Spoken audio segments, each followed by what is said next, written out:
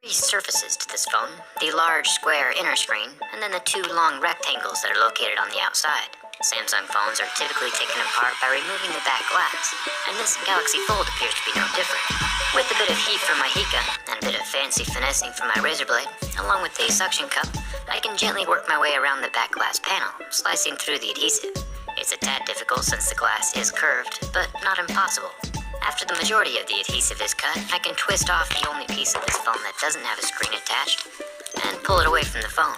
There are no ribbons or anything sensitive attached to the underside of the glass. We do get our first look at the wireless charging coil, which I totally forgot this phone even had. Now we have two sides left. I'm going to assume that this phone has more components under the smaller display, so I'll grab my suction cup, e-gun, and Razer Blade, and work my way around the glass once again, taking special care not to put my Razer Blade too deep into the phone, because if the screen gets poked from the underside, it'll be dead. The screens are very fragile, as we learned from the folding screen inside of this phone. After the adhesive is warmed up and cut away, I can tilt the screen up and away from the hinge side, folding it open, allowing access to the thin ribbon cable plugged in underneath the black plastic cap. Once I unsnap that like a little Lego, the front screen and glass panel can be removed. It's a super thin, compact little design. OLED screens are as thin as they come. It's the same style of screen we saw on the back of the Nuvia X, and now we know that Samsung can do dual screens. Maybe they'll start adding front and rear screens to their other phones, just because they can. No complaints here. There are 19 visible screws holding down the internal back plastics to the phone, and 3 more screws hidden underneath the wireless charging flap. After those are removed, the wireless charging can be pulled away. This has the circular wireless coils in the center, along with what looks like NFC coils, all of which can communicate through the gold contact pads that rest up against the motherboard. Now I can remove the black plastics from the right side. The top section has a built-in loudspeaker, along with a separate earpiece speaker. Kind of interesting that they are both right next to each other. Then we have a plain black piece of plastic that brackets around the battery. And lastly, we have the bottom plastics, which contain the loudspeaker. One cool thing about this little speaker, just like we saw inside the iPhone 11 Pro, are these little white foam dots that fill up the space inside of the speaker box. The lightweight specs are added to the speaker housing to dampen the speaker. As the speaker moves, air inside of the speaker box has to pass through the foamy dots, causing the air to scatter and act less dense, which then allows the speaker to sound bigger than it actually is. People have been adding foam to subwoofer boxes for years, so it's interesting to see the same concept applied here on this subwoofer for amps. Someone should count these for us. You might have noticed already that this phone has 2 batteries inside, a smaller little guy off to the left, and then a relatively proportional battery on the right side. I'll unplug each of them just like little Legos. Removing the battery is the same dangerous, tedious process that it always is with Samsungs. Even on this futuristic Galaxy Fold, Samsung still hasn't updated their battery adhesion practices. With 2 pry tools gently leveraging up the battery, I can finally remove it by hand, but any accidental bends would either cause the battery to just slowly expand over the next several months, or explode immediately. It's a fun little game that keeps you on your toes. I'll remove the extension ribbon over top of the smaller little battery, and then commence the same gentle prying procedure, while hoping nothing spontaneously combusts. The small battery is a 2100 mAh, and the larger is a 2135, for a combined total of 4235 mAh. Something I haven't noticed before is that both of the motherboards inside the Galaxy Fold kinda glimmer with a rainbow effect, like a gasoline drip in a wet parking lot. It must be some kind of treatment that they use while assembling the boards. It looks super cool.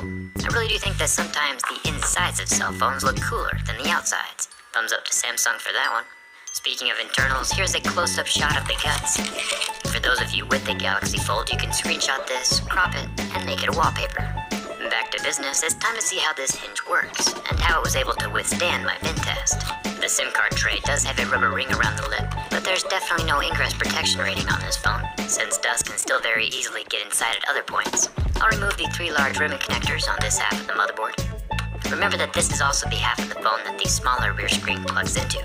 There's one more Phillips head screw holding the motherboard down, and then I can lift up and unlatch the last little ribbon on the underside, before pulling the motherboard free. The shimmery motherboard comes out with the outer camera still connected. It's a 10 megapixel camera with no optical image stabilization. There's also a large magnet along the side and up in the corners. This helps keep the phone closed, but it's pretty well balanced without being too strong or noticeable. I'll unsnap the 2 large motherboard extension ribbons from the other half of the phone, along with the side button connector, and I can pop out the 2 internal front-facing cameras.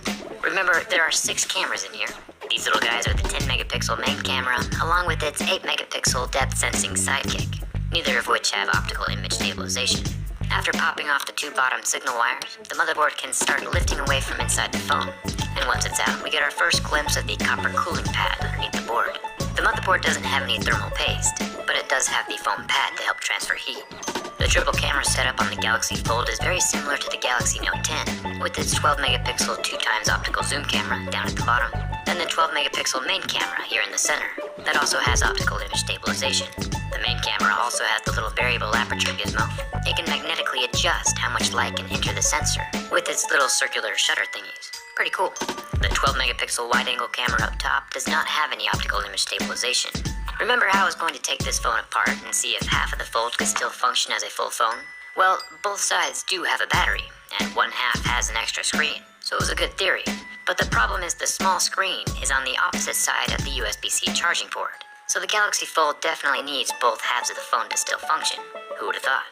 The copper vapor chamber can pry out of the phone easy enough.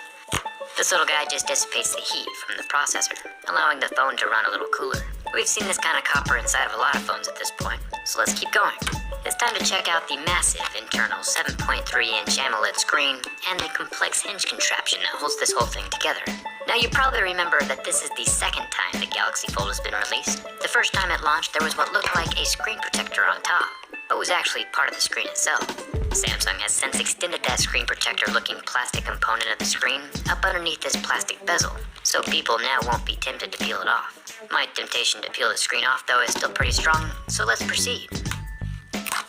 The screen is paper thin this time, and well, you know, it's foldable. It feels like a giant piece of thick packing tape just peeling away from the phone body, and it's rather satisfying. Samsung has added a metal plate under each half of the phone on this new version. This is supposed to add a little bit of structure to the screen, at the same time while not allowing any dust to get behind the display to cause damage, since the phone body is not dust-proof. Samsung has said that anyone with a Samsung Fold can replace that inner folding screen during the first year for a one-time fee of $149, which seems more than reasonable. But if you happen to break the screen more than once, or after that first year, it'll be $599. Funny how Samsung can replace the whole screen for the same price that Apple's charging to swap the back glass of an iPhone 11. Now let's take an up-close and personal look at this hinge. This floppy boy survived my durability test, and I think it's time we found out how and why. There are some pieces of long, thin black tape covering up the internal screws. I'll pull those away from the Galaxy Fold, so we can see more of the impressive engineering. We can also see some of the sand that slipped up inside the Fold. This is still causing a grinding noise as the phone opens and closes. Let's take things a step further. The hinge of the Galaxy Fold is made up of three main components, the first of which being the massive back metal spine of the Fold, and it's held in place by 10 screws. Once those are removed, the spine can be pulled from the center of the phone. Its metal design has chambers, or ridges inside, to help guide the other components of the hinge. It keeps them from bending too far or rotating out of place. Here in the center, we see the inner gears inspired by watch mechanics, along with 3 of the 4 spring-loaded clasps that lock the Fold into the open position. It feels extremely well balanced. Inside of the Fold, we get these metal interlocked shovel-looking gizmos, 2 large ones in the center with 2 more smaller versions at both the top and the bottom. There are a lot of moving parts inside of this thing, which does make it feel very balanced and natural, while also being incredibly sturdy. But with all the precision that these moving parts require, there's not very much room for any specks of sand, and currently sand and dust can still get inside and grind away to their little heart's content. So while this hinge design was inspired by watch mechanics, hopefully Samsung can also seal it up, like watches are, in future versions of the Fold. I think it's an awesome innovation, and it's good of Samsung to take care of their customers by offering replacement screens for so cheap during that first year. I look forward to seeing what other versions of the Fold come out next. Personally, I want to see a smaller Fold that opens vertically into a normal-sized cell phone, kind of like the old-school flip phones. It'll be fun to see what